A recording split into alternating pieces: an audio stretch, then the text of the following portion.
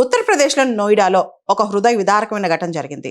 దట్టమైన పొగమంచు అర్ధరాత్రి పూట ఒక సాఫ్ట్వేర్ ఇంజనీర్ తన కారు వేసుకుని ఈ నోయిడా ప్రాంతంలో జాబ్ అయిపోయిన తర్వాత అర్ధరాత్రి పూట కారులో వస్తున్నాడు అనమాట. దానిలో దట్టమైన పొగమంచుతో అతనికి ముందుంది ఏమీ కనిపించలేదు. దాంతో రోడ్డు పైన రిఫ్లెక్టర్స్ కూడా లేకపోవడంతో ఆ కారు, ఆ సాఫ్ట్వేర్ ఇంజనీర్ కారు వెళ్ళి 70 అడుగుల లోతైన గుంతలో పడిపోయింది.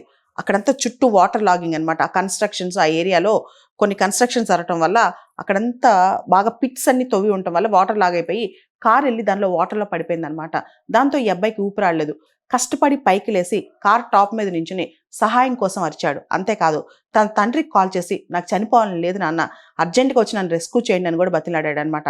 కానీ సమయానికి అతనికి సపోర్ట్ అందకపోవడంతో అతను చనిపోవడం జరిగిందని చెప్పి స్థానికులు చెప్తున్నారు. చాలా మంది అక్కడికి వెళ్ళి అతని అరుపులు విన్నారే కానీ అతనికి ఎవరు సహాయం చేయలేదంట. అండ్ రెస్పాన్స్ వచ్చేసరికి కూడా లేట్ అయిందంట. దీంతో చాలా నిర్లక్ష్యం జరిగిందని, అంతేకాదు అక్కడంత వాటర్ లాగింగ్ జరగడం వల్లే ఇదంతా జరిగిందని చెప్పి కూడా చెప్తున్నారనమాట.